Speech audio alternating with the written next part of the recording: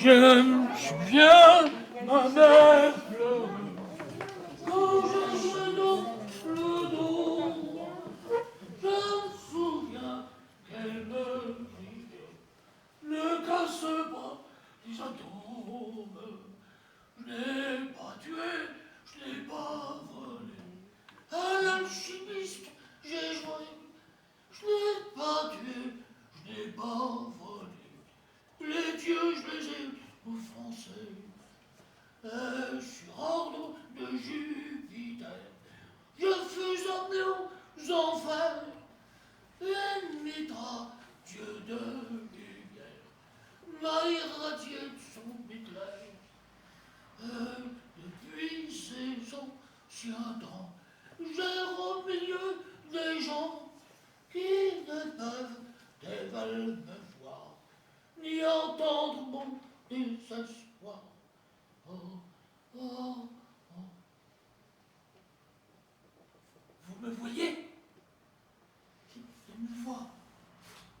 Vous m'entendez? Ils m'entendent.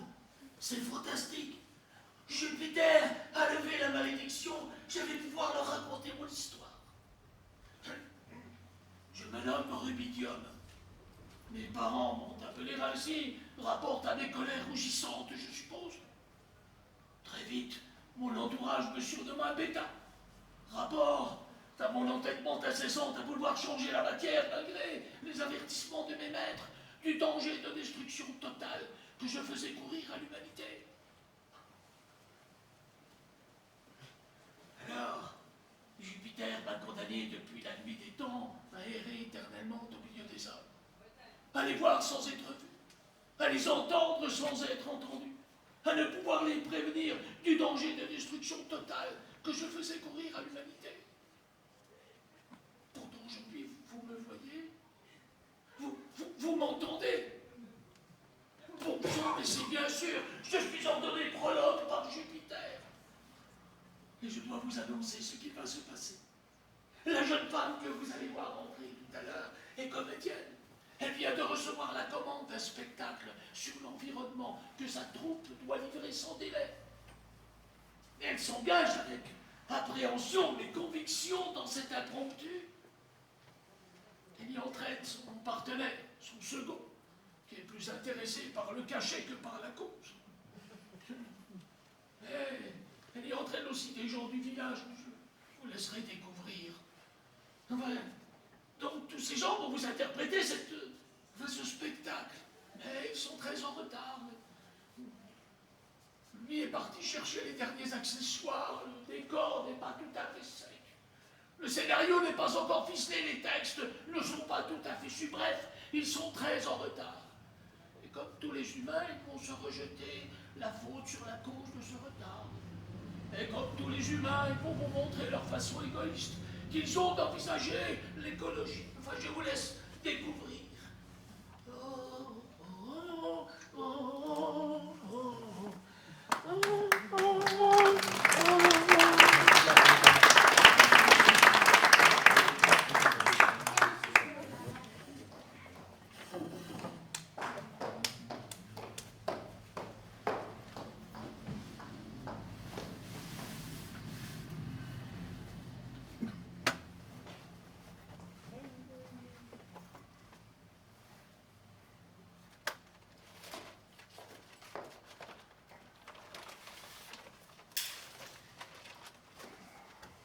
Mesdames et messieurs, je suis au regret de vous annoncer que nous commencerons le spectacle en retard.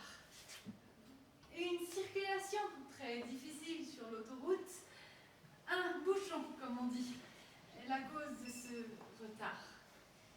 Voilà.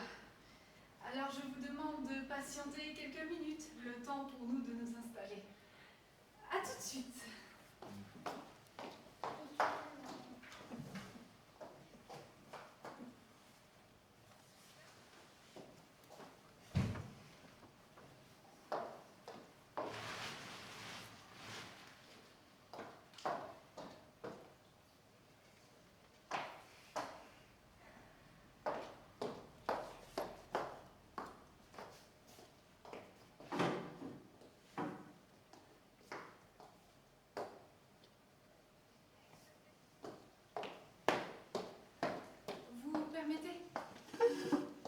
j'en ai besoin pour rendre le décor plus visible. Mon collègue a oublié les tréteaux. Je sais qu'il y a des chaises là-bas, mais je suis très pressée. Donc je vous laisse vous servir. Mais avant, pouvez-vous m'aider à l'installer sur scène? S'il vous plaît.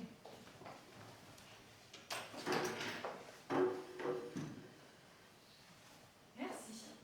Si vous étiez dans la distribution du spectacle, il pourrait vous applaudir.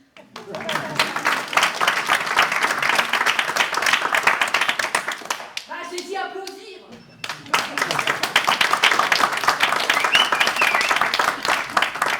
Bien, vous pourrez disposer. Allez, allez.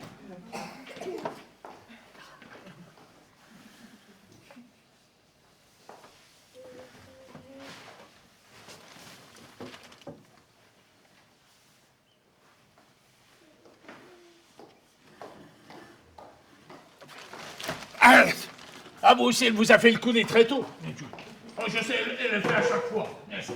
Mais vous savez, en fait, c'est elle qui est responsable. Hein. C'est elle qui les a oubliés, les tréteaux. Parce que c'est elle qui est responsable du chargement du décor. Et en plus, le décor, il est dans son garage. Enfin, pardon, dans sa dépendance. Alors, enfin, avec les femmes, c'est toujours pareil. Elles veulent l'égalité du traitement. L'égalité du salaire, alors l'égalité du travail, ça. Ouais, il faut que je gère parce que c'est la septaine, sinon le banc encore râler. Eh, ça y est, hein, j'ai tout trouvé. Alors, là-dedans. Un sac en plastique. Ouais, mais c'est parce que. 2 sacs en plastique. Votre génération ne comprend pas le mouvement écologique. Ouais. Nous, les jeunes, allons payer pour vous, la vieille génération qui a gaspillé toutes les ressources. Hein, vous avez raison, moi, de mon temps, il n'y avait pas de mouvement écologiste. Hein. Ce sont des gens comme vous qui ont ruiné notre planète en pillant toutes les ressources sans se soucier de l'avenir de leurs enfants, c'est-à-dire nous. Oui. Et malgré tous les avertissements des scientifiques, malgré toutes les alertes de mère nature, vous continuez à polluer l'environnement. Non, mais ouais, vous avez raison, moi, de mon temps, on ne connaissait pas le mouvement écologiste. Hein. Non, moi, de mon temps, on ramenait les bouteilles de verre vides au magasin. Hein. Qui les renvoyait à l'usine pour qu'elles soient lavées, stérilisées et remplies à nouveau. Mais on ne connaissait pas le mouvement écologique. Hein. Non, moi de mon temps, hein, eh bien, on ne prenait pas sa voiture pour se déplacer de rue. On marchait à pied jusqu'à l'épicerie du coin. Hein. Mais on ne connaissait pas le mouvement écologiste. Non, moi de mon temps, hein, eh bien, on montait les escaliers à pied. Oui, on ne connaissait pas les escaliers roulants, puis il y avait peu d'ascenseurs. Mais on ne connaissait pas le mouvement écologiste. Hein. Oh. Non, moi de mon temps, on ne connaissait pas les couches jetables. Hein. On lavait les couches des bébés. Ça va être des femmes. Si, c'est vrai, il faisait sécher le linge dehors sur une corde. Hein? Ouais, même la dame, elle le dit. Ben oui, mais on ne connaissait pas le mouvement écologiste. Non, moi de mon temps, hein, eh bien, dans la cuisine, on s'activait pour préparer les repas. Enfin, elle s'activait parce que nous, on n'avait pas le temps, nous, on travaillait. Hein. Elle ne disposait pas de tous ces accessoires électriques pour tout préparer sans effort, puis qui bouffent des watts autant que des êtres pour produire. Mais on ne connaissait pas le mouvement écologiste. Non, moi de mon temps, pour tondre le gazon, eh ben, on utilisait l'huile de coude. À la faux, on travaillait physiquement. On n'avait pas besoin d'aller dans des salles de sport, courir sur des tapis électriques qui fonctionnent à l'électricité. Hein? Moi, je ne connaissais pas le mouvement écologiste. Hein. Non, moi de mon temps, hein, on remplissait nos stylos dans une bouteille d'encre. Eh oui, et on n'achetait pas un stylo à chaque fois. Et puis les enfants mais gardaient leur cartable pendant plusieurs années. Et puis les cahiers, ils duraient d'une année sur l'autre. Et les crayons et les accessoires, ils duraient le temps qu'ils pouvaient. Mais on ne connaissait pas le mouvement écologiste. Hein. Non, mais moi de mon temps, hein, on n'avait qu'une prise de courant par pièce. Et pas une bande de multiprises pour alimenter tous les gadgets électroniques des jeunes d'aujourd'hui. On ne connaissait pas le mouvement écologiste. Hein. Alors, vous me direz, que ce progrès, c'est nous qui l'avons créé. En attendant, vous en profitez bien. Et vous avez bien raison, hein, parce que faut vivre avec son temps, hein. Mesdames et messieurs, il me paraît important de vous présenter notre spectacle Terra, Terra, Terra.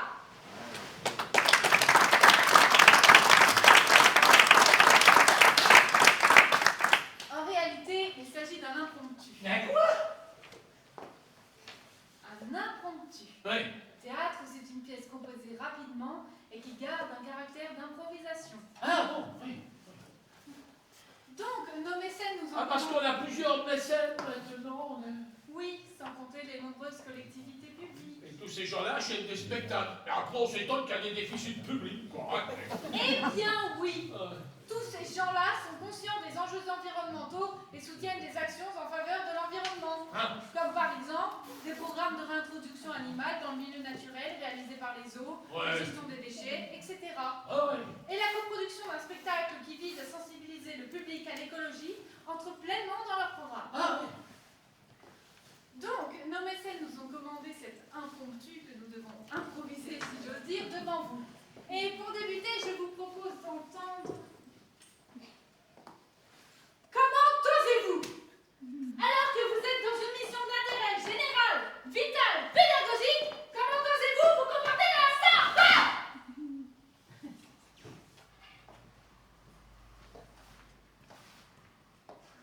C'est pas possible. Donc, pour débuter, je vous propose d'entendre la lecture de cette fable, Jupiter et le métayer, dont je vous demanderai de deviner l'auteur.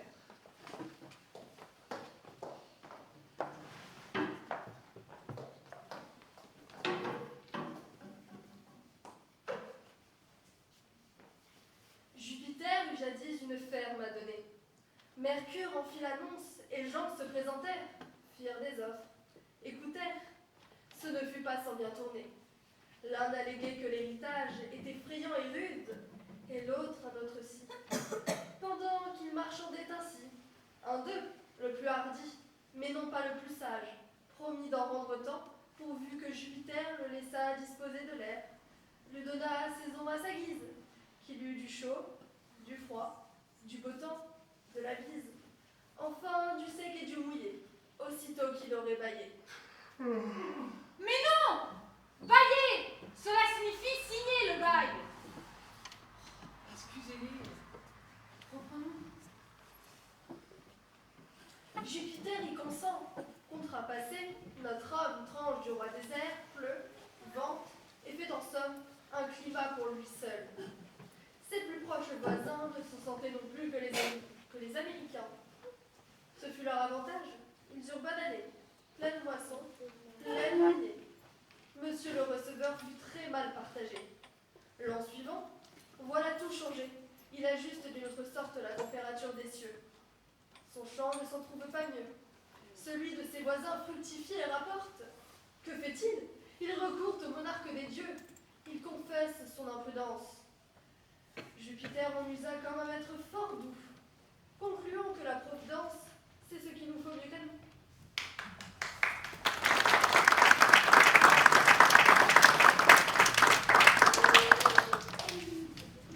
Jean de La Fontaine l'a bien exprimé dans cette fable. Ce sentiment que nous pouvons résister à tout. Nous croyons que rien ne nous est impossible.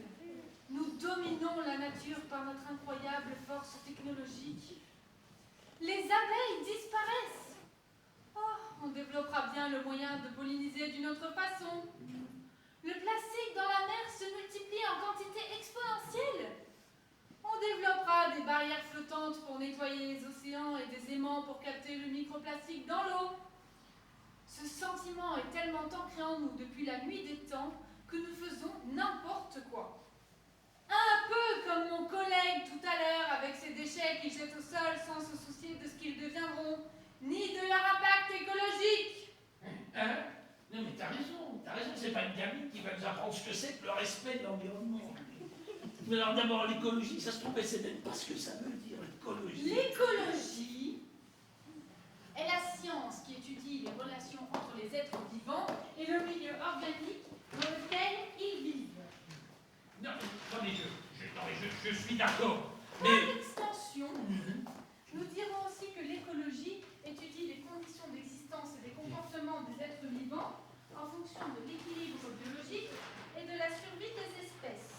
Bien, mais d'accord. Mais tout de même... Et pour être complète, et par analogie, nous dirons aussi que l'écologie étudie les comportements des êtres vivants en fonction de leur environnement naturel, moral, social, économique.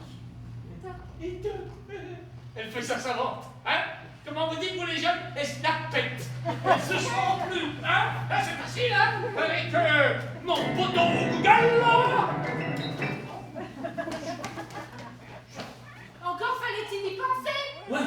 Car pour s'exprimer sur un sujet, il faut savoir de quoi nous parlons. Oui, non, mais enfin... Bon, arrête. Hein? Pardon, pousse. Ah oui, touche.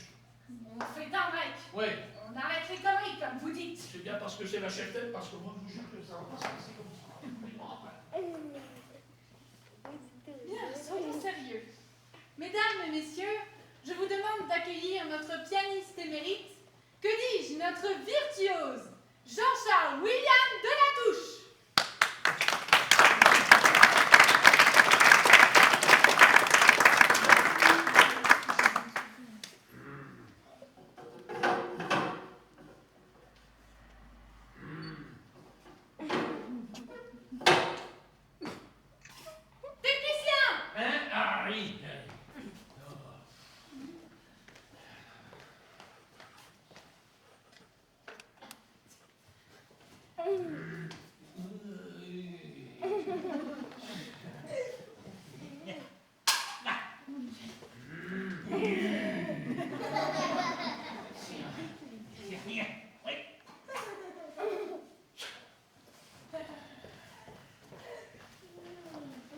Regardons un peu l'histoire de l'écologie. Patrick Voisin, grammairiste émérite, nous dit dans l'un de ses ouvrages réputés sérieux que l'un des premiers mythes racontés par Virgile relate la disparition des abeilles. Virgile, Oui. c'est un poète latin. Ah bah oh là, latina, hein? Oh là.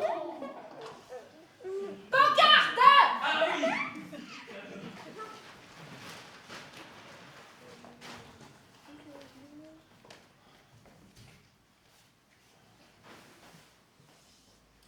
Patrick, il permettra que je l'appelle par son petit nom, nous dit aussi que bien des voix se sont élevées dès les temps antiques pour dénoncer la volonté des hommes de dominer la nature et de la détruire plutôt que de la préserver. Le combat écologique opposant pollueurs et éco-citoyens commença dès la guerre de Troie, bien avant La Fontaine. Il paraît que les Romains et les peuples conquis râlaient déjà contre la déforestation. La déforestation, nous la développons, nous la pratiquons encore, sans nous soucier des habitants, des rivières, des forêts, de l'effet de serre, etc. Oui, bon. Non mais, moi aussi, hein, je sais faire du Google. Hein. Vous pouvez toujours me reprocher de vous plagier. Hein? Bon, allez, je vais vous faire plaisir, je vais vous rapprocher de notre temps. 1997. Quoi? Hein? Oui, je sais, vous n'étiez pas né, mais enfin, tous les vieux écolos assis dans cette salle vont adorer ça, hein? À quand le roi des arbres convoquera ses états généraux?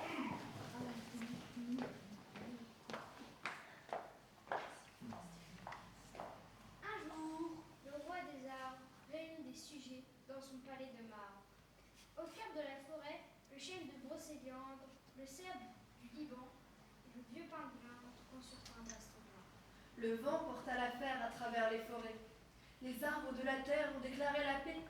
Vivre était leur désir, porter chacun leurs fruits. C'était vaincre ou mourir, leur devise et leur cri. Les fleurs, d'un grand mystère, imperceptiblement s'envolent à la lumière, en prenant tout leur temps. Et du cœur des charpentes, des coques des bateaux, aux linteaux des soupentes et au travers du métro, du papier des livres et du corps des crayons, le bois semblait revivre et devenir chanson. Jamais de mémoire d'homme on n'entendit ce chant. Mais dans le cœur des arbres, il résonnait comme un printemps. Cyprès de Palestine et l'arbre de Judée ont mêlé leurs racines autour de l'olivier. Les arbres de la terre se sont tendus les mains, par-delà les frontières, au-dessus des humains. Et la rose des vents échangeant les pollens a mis du pommier blanc sur les fleurs de l'ébène. Cette légende ancienne, on l'entend dans les bois, le vent dans les vieux chênes la chante encore parfois. Celui de Brocéliande et le cèdre au Liban, mais le vieux pin des Landes a brûlé en creusant. Les saules sont enversées de larmes de rosée, tant portées dans leurs feuilles les deuils du temps passé. Si nous n'entendons plus ce que le vent crie, les hommes auront perdu la source de leur vie.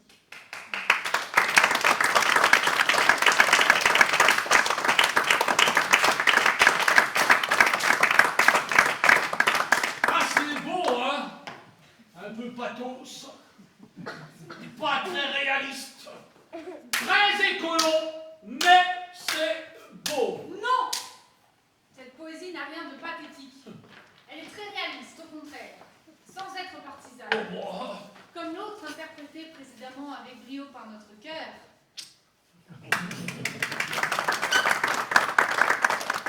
Elle met en évidence notre arrogance, Ouais. notre insouciance, Ah, notre... votre irréalisme, oui. Il faut produire une alimentation en quantité et pas chère. Et ouais, pas cher. Sinon, nous ne pourrons pas nourrir tout le monde. Ah ouais, tout le monde. La population augmente, ses besoins augmentent alors que les surfaces disponibles à la culture restent la même, voire diminuent. 10 minutes. Alors, il faut abattre quelques arbres ou laisser crever de faim des gamins. Les gamins. Donc ce ne sont pas les nôtres. Bah ouais. Et de toute façon, il faudra, en plus de la déforestation qui permet d'augmenter les surfaces cultivables, il faudra recourir aux nouvelles technologies comme les OGM, Les OGM. l'élevage intensif, Intensif. etc. Ouais.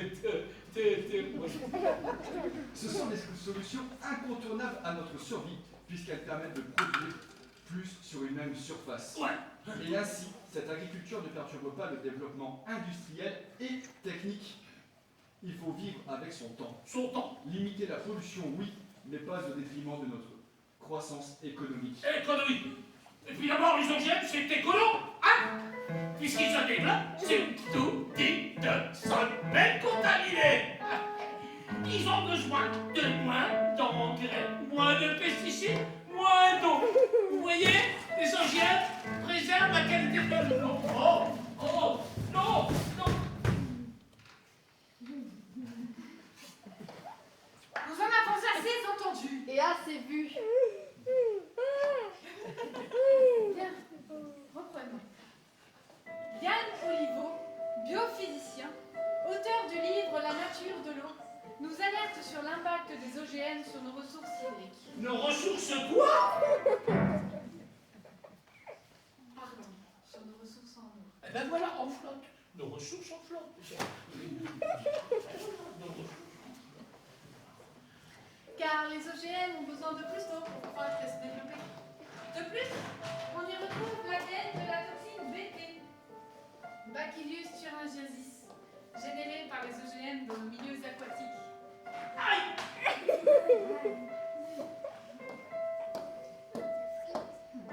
Cette toxine serait la cause de plusieurs allergies et certaines maladies auto-immunes. De toute évidence, l'eugénie facilite grandement la création des transgènes qui affectent notre flore intestinale, clé de voûte de notre état de santé. Alors dire que les OGM préservent la qualité de l'eau, je pense au contraire que les effets néfastes des OGM viennent s'ajouter à ceux de la déforestation, des élevages intensifs, des déchets ménagers industriels, de l'exploitation immonde et criminelle du pétrole et autres gaz, des accidents industriels, du transport des énergies fossiles et j'en passe. Et on passe. Là, vous êtes excessif. Dans le délire. Non mais que dis-je? Dans la diarrhée verbale. De la diarrhée verbale. Oui, dans la diarrhée verbale. Mais oui, dans la diarrhée verbale. Les marées noires, c'est le bon transit des pétroliers. Écoutez ça, ce texte a été écrit en 2000. L'an 2000, ça vous parle, non?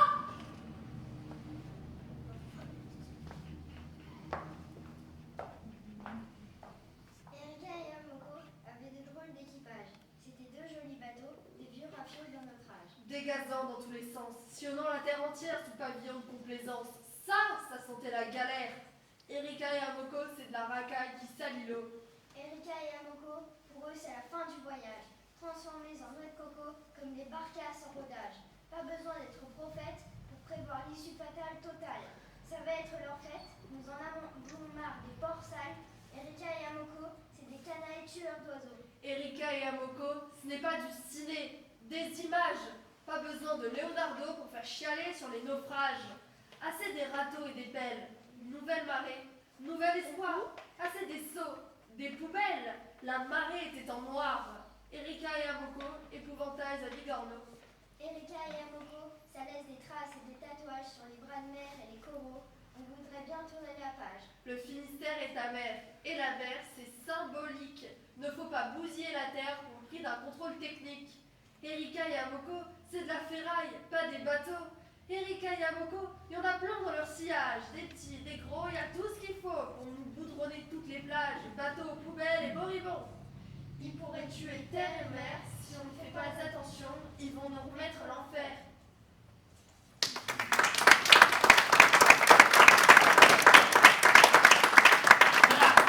Est-ce que vous déclarez c'est dépassé? Dépassé. Mais oui, dépassé. Vous n'avez pas étudié l'histoire de l'Erika et de la Mokokadis, n'est-ce pas? Mais il me semble que les marinoires ne sont que des points de détail dans la formidable évolution scientifique, technique, industrielle et même sociale de notre XXe siècle. D'après vous, les hommes qui exploitent le pétrole et autres gaz de schiste sont les bienfaiteurs de l'humanité. Vous m'enlevez les mots de la bouche, hein? Si seulement.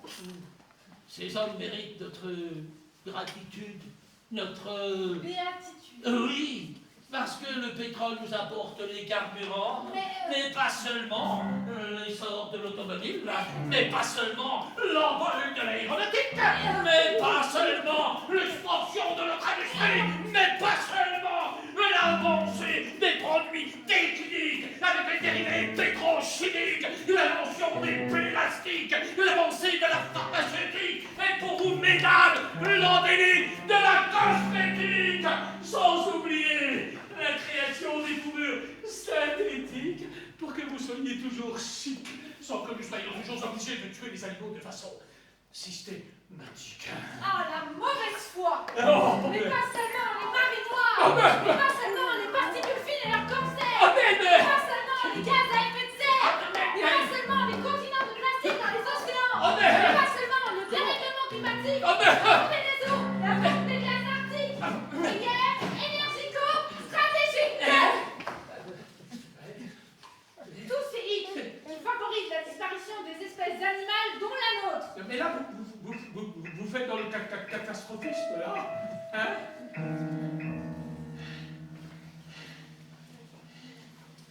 Nos savants, nos industriels ont pris conscience de ces telles conséquences secondaires. Ils font des efforts pour réduire notre consommation en énergie fossile et par voie de conséquence, ils réduisent la pollution de l'eau, de l'air et de terre. Ils fabriquent des voitures électriques. Ah oui, des voitures électriques. Camions électriques. Des camions électriques. Ah oui, des camions électriques. Ah non, bien. Pas bon, pas bon, pas bon, pas bon, pas bon, pas bon. Tracteurs électriques. Des tracteurs électriques. Ils développent des outils de communication, des systèmes d'éclairage de moins en moins gourmands, de moins en moins gourmands en énergie fossile, plus en plus performants, etc.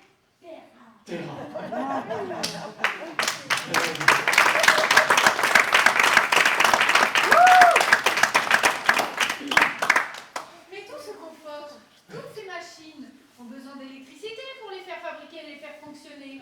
Et cette électricité est créée par des centrales à énergie fossile, comme le charbon, le fioul ou pire. Mais non! Mais non, c'est fini ça maintenant! Pour fabriquer l'électricité, nous laissons tomber les centrales à énergie fossile. Berk, caca, pas beau! Pour fabriquer l'électricité, maintenant nous utilisons l'énergie plus propre. Nous utilisons la... Solaire.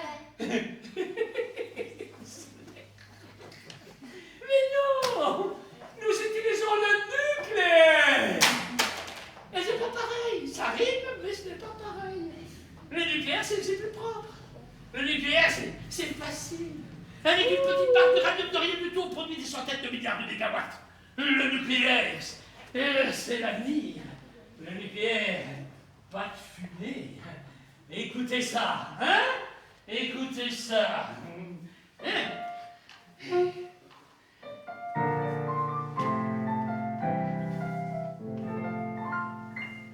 Quand ma belle a eu 30 ans, c'est ma maison.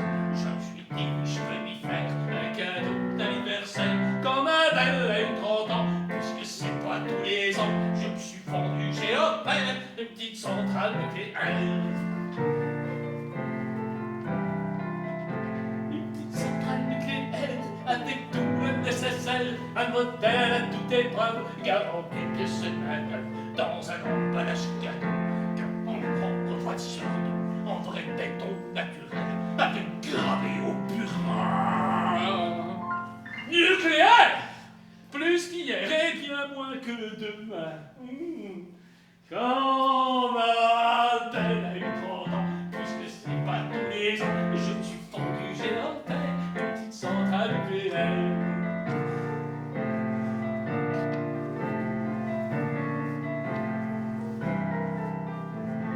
Quand elle a pu sa navette, elle a baissé sa vaisselle, elle est sortie de la cuisine, je m'en vais chercher les voisines. Quand les voisines ont vu ça, elles ont perdu les bras, elles ont dit Dieu quelle affaire, une petite centrale nucléaire. Une petite centrale nucléaire, avec tout le nécessaire, un modèle à toute épreuve, garantie pièce et main-d'œuvre, dans un emballage cadeau, 4 crayons d'uranium et un petit mémorandum. Comment faire du plutonium? Plutonium, le confort atomium.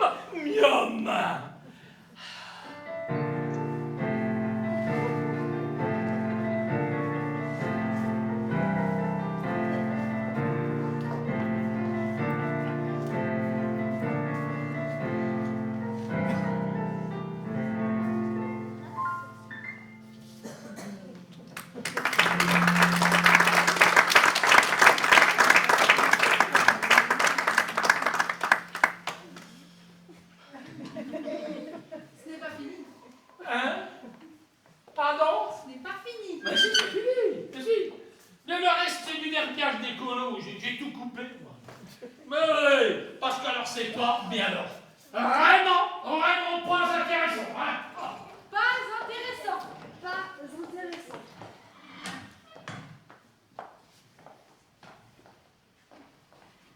Quand on a eu la migraine, on s'est dit c'est la trentaine. Et puis comme ça tout un soir, arrive un drôle de brouillard.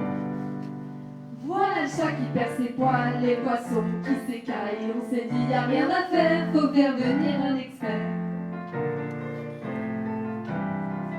Un petit expert nucléaire avec tout son nécessaire. Un expert à toute épreuve, garantie pièce et main d'œuvre. Il a regardé les soudures, il a dit y a des fissures, y a des pépins dans le noyau. Et le noyau noyé d'eau, faut évacuer l'immeuble. Surtout pas toucher aux meubles. Vous n'avez qu'une chose à faire, vous défaire du nucléaire.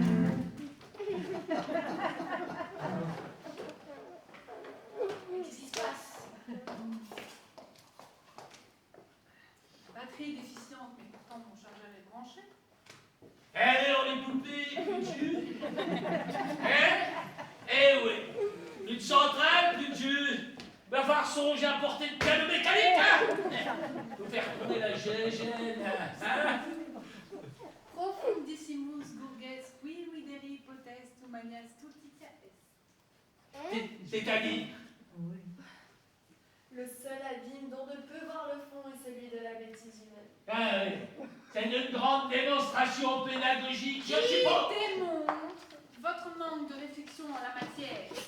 J'avais dit qu'il fallait acheter des mini-panneaux solaires pour recharger les batteries de nos appareils électriques, par exemple. Et qui coûte une fortune, par exemple, hein? Là, encore une preuve s'il en faut de votre jus de compostisme écolo imbécile, hein? Non mais, je ne peux même pas le ruiner.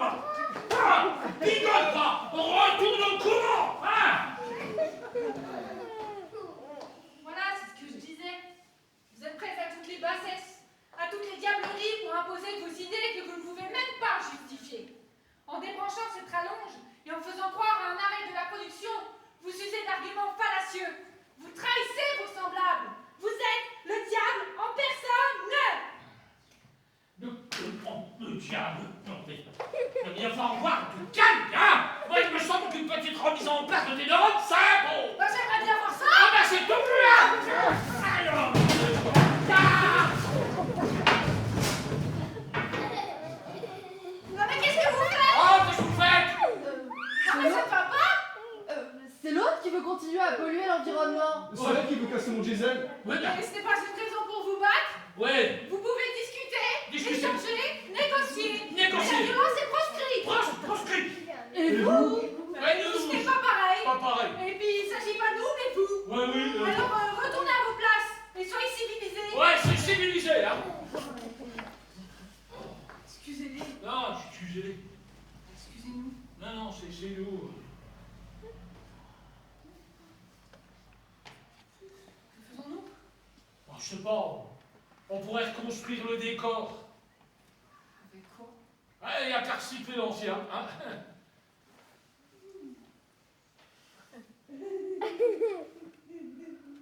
Bonne idée.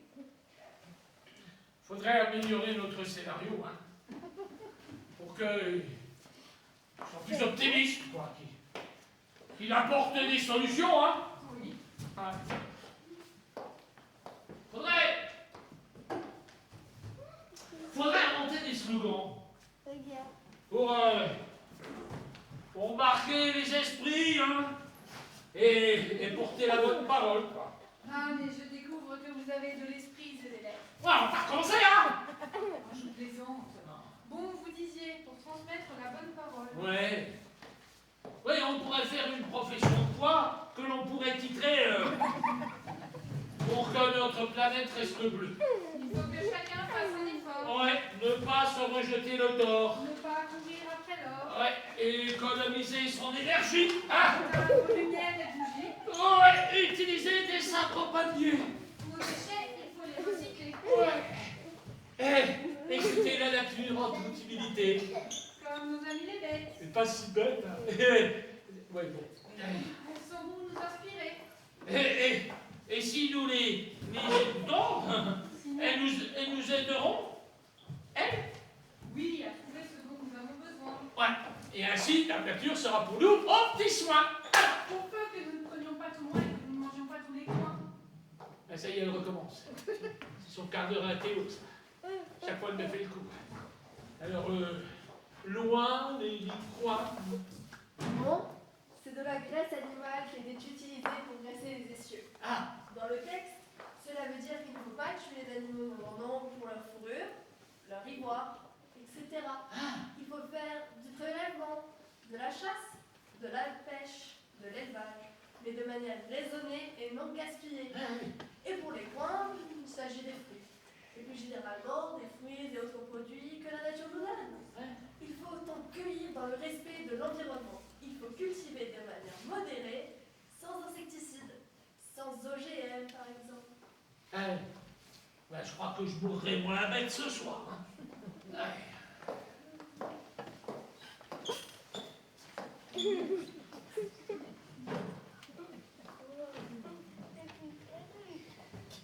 Elle est belle, hein.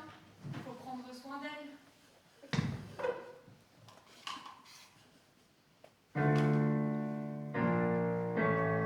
Si tu es né dans une cité HLM, je te dédicace ce poème en espérant qu'au fond de tes yeux ternes, tu puisses y voir un petit brin d'herbe.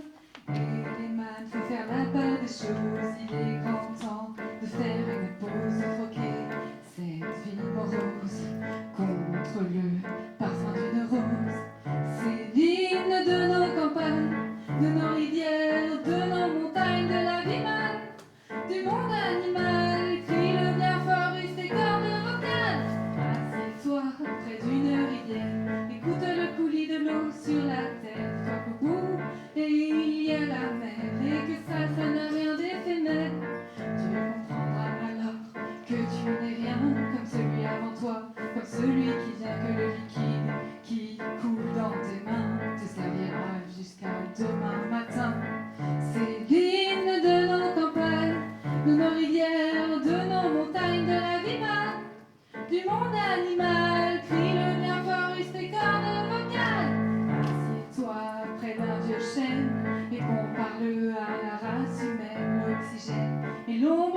t'amène. Mérite-t-il les coups de hache qui le saignent? Lève la tête, regarde ces feuilles, tu verras peut-être un écureuil qui te regarde. De tout son orgueil, sa maison est là, tu es sur le seuil. C'est l'hymne de nos campagnes, de nos rivières, de nos montagnes, de la vie manne, du monde animal. Crie le bien fort, use tes cordes vocales. Crie le bien fort, use tes cordes vocales. Peut-être que je parle pour ne rien dire, que quand tu m'écoutes, tu as envie de rire. Et si le béton est ton avenir, dis-toi que c'est la forêt qui fait que tu respires. J'aimerais pour tous les animaux que tu captes le message de mes mots. Car un lopin de terre, une tige de roseau servira à la croissance de tes marmots, servira à la croissance de tes marmots. C'est l'hymne de nos campagnes, de nos rivières, de nos montagnes, de la vie manne, du monde animal. Crie le bien fort, use tes cordes vocales.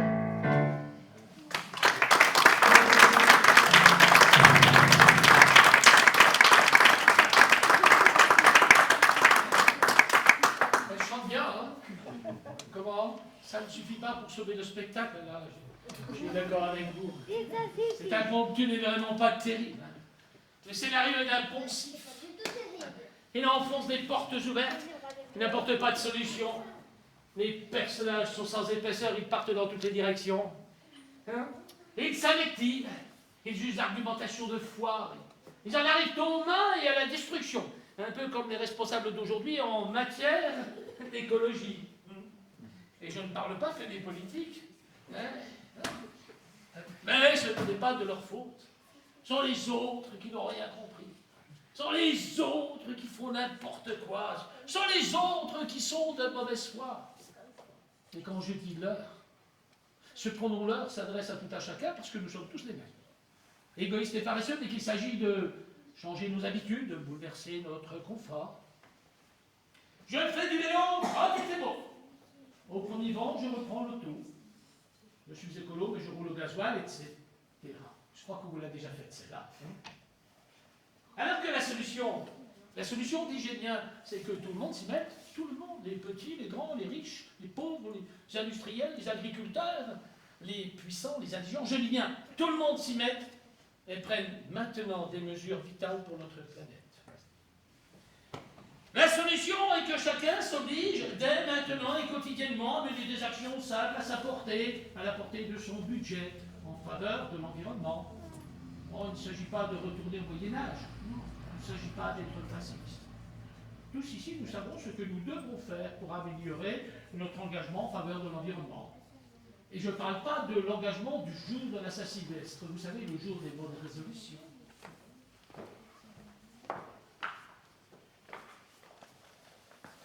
Si nous menons avec constance des actions pédagogiques en faveur de l'environnement, il y a de fortes chances que nos enfants, nos petits-enfants, par mimétisme, soient très sensibles aux questions environnementales. Et parmi eux, il y aura des responsables de la société civile, des élus, et qui sait, des chefs d'État qui pourront faire voter des lois, des PDG de grandes entreprises du CAC 40 qui mettront en place des procédures de fabrication favorables à la préservation de la nature. Mais toutes ces actions, à notre modeste niveau, doivent être renforcées par ces messages publics d'alerte et de proposition. Notre engagement citoyen, dont nous parlons depuis 1 heure, vient en complément du soutien aux scientifiques qui nous informent sur l'état de notre planète. Voilà, je n'irai pas plus loin. J'en ai fini de bavarder et vous propose d'unir nos volontés avec la reprise du refrain de cette chanson de trio. Ce sera notre accord COP éternel. C'est l'hymne de nos campagnes, de nos rivières, de nos montagnes, de la vie manne, du monde animal, qui devient fort, use tes cordes vocales. C'est l'hymne de nos campagnes, de nos rivières, de nos montagnes, de la vie manne, du monde animal, qui devient fort, use tes cordes vocales.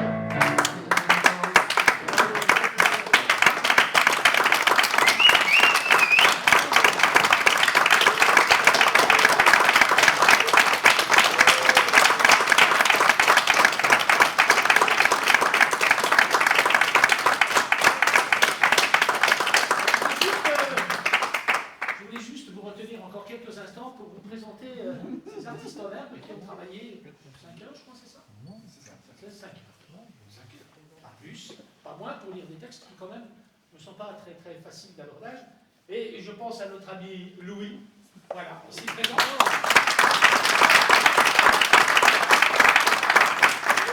À sa consoeur Romane.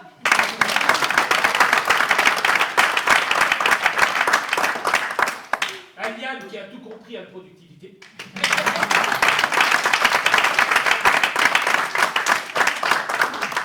Anthony, l'animateur de Carrefour, qui les a accompagnés, et c'est rien de dire, qui a aussi été le trait d'union entre les impromptus, une petite compagnie qui vient de Corny-sur-Moselle pour arriver dans ce village que nous ne connaissions pas, qui est fort charmant, tout petit. Et il a fallu évidemment être le trait d'union pour la salle, pour est-ce qu'on peut faire ça, est-ce qu'on peut aller là, est-ce qu'on peut venir, etc., etc. Et toutes ces petites questions d'organisation posent beaucoup de soucis et lui ont demandé eh bien, d'aller au charbon à notre place. Il nous faut la salle. Oui, mais je m'en fous. Je veux la salle. Bon, d'accord. Non, je plaisante, mais Tony, on peut le remercier. On peut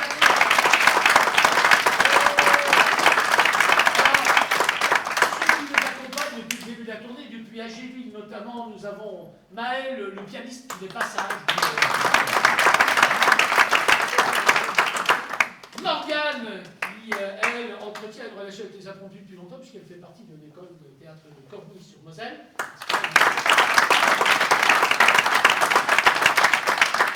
C'est ça qui a rejoint le spectacle depuis son début.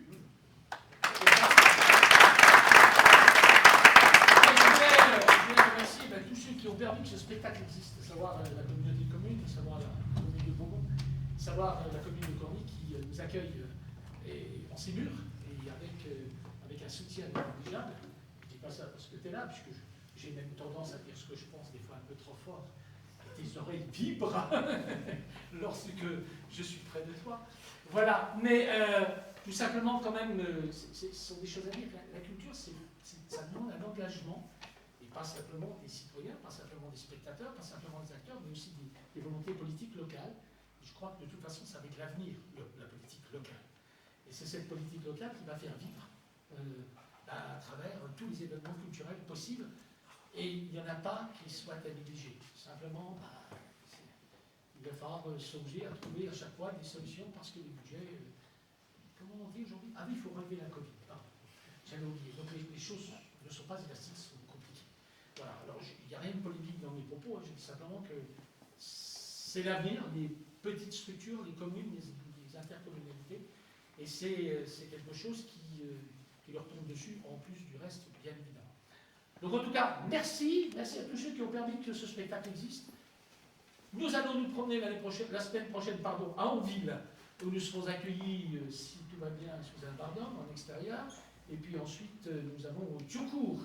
Et entre-temps, nous jouons à Corny sur Moselle le 15 octobre, en soirée. Alors c'est entre guillemets retourné, mais bon, voilà. C'est en tout cas dans le même mouvement. Voilà pour cette pièce qui devrait après aller se promener encore une fois à Metz pour la deuxième année, pas consécutive, puisqu'il y a eu la Covid, mais pour la deuxième fois, avec des classes cette fois-ci qui participeront au même titre que les enfants en plus grand nombre aux animations pour pouvoir donner le spectacle à tout public. Merci d'être venus si nombreux, parce que 70 âmes, je m'aperçois qu'il y en a beaucoup ici présents, et je vous souhaite une très bonne fin de journée. Il y a le plateau de radio qui nous attend. Voilà, merci.